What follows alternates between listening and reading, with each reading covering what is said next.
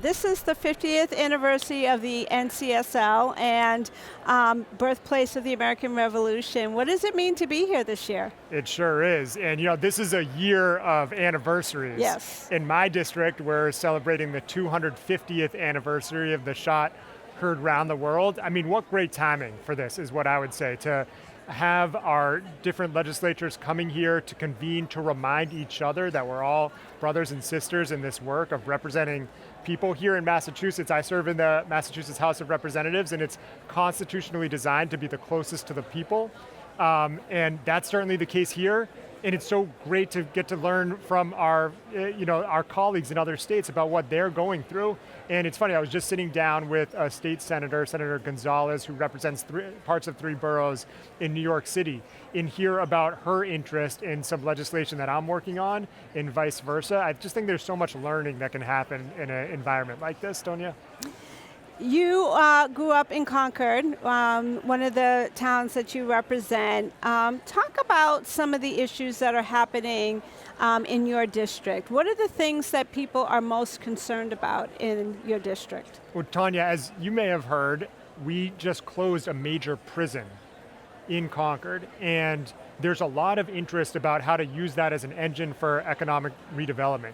Here in Massachusetts, we had a 40% drop in the incarceration rate and a coinciding drop in the recidivism rate in the past 10 years. And that has opened up a huge new opportunity for us to close down prisons because of the lower population of folks who are incarcerated, and use that property, in the case of Concord, a really unique property, to do some economic redevelopment. And so folks in the community are working really hard on that. I would say in terms of kind of constituent outreach, that's one of the top things we get. We also have some pretty significant transportation challenges.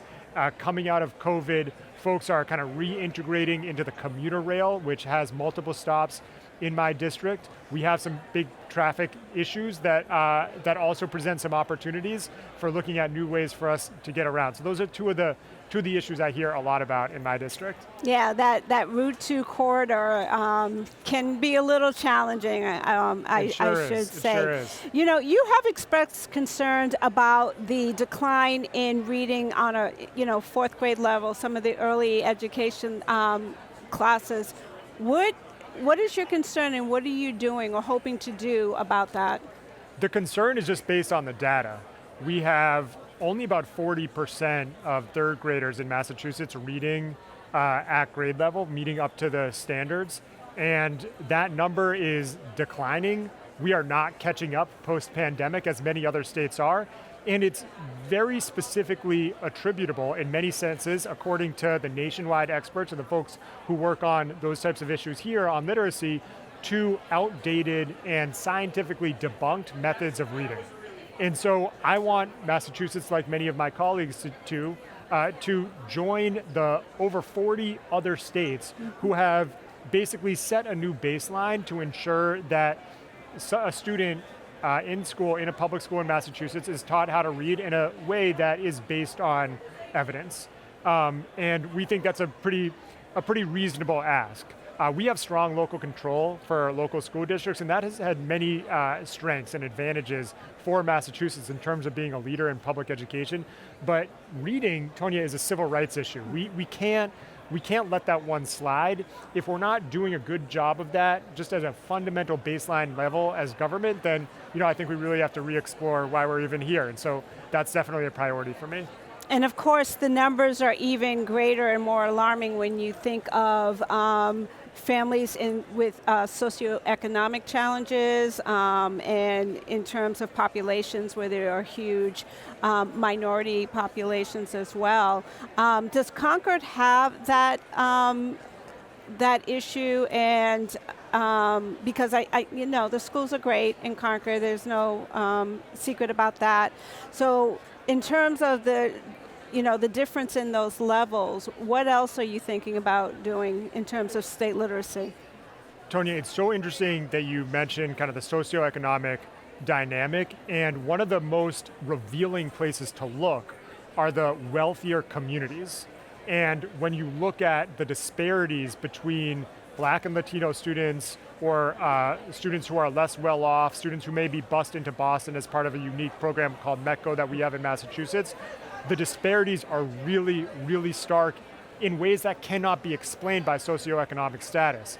And what we've learned is that in wealthier communities that are using outdated methods, the students who can afford it are going and getting private tutoring. And so we're not even seeing the full effect of this because students are basically paying their way out of literacy methods being taught that are debunked. And so we think that we've got a very thoughtful way of managing this situation, making sure that there's a robust state framework that really helps the school administrators and the teachers know where to go and know what is proven to work for all sorts of students. One of your other issues is combating anti-Semitism. Talk about why that is so important to you.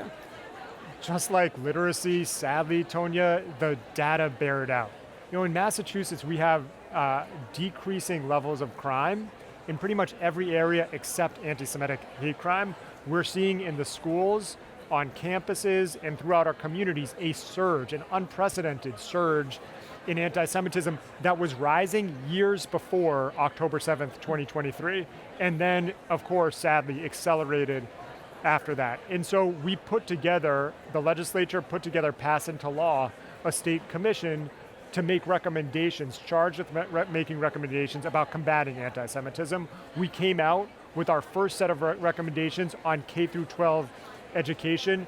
The commission itself has gotten a lot of attention because this is such a big issue and it's something where we really need bold solutions, and we have 19 incredible commissioners who have been working on that, appointed by the governor, law enforcement, education leaders, and I'm really charged up about that work. I think it's really worthwhile and sadly necessary.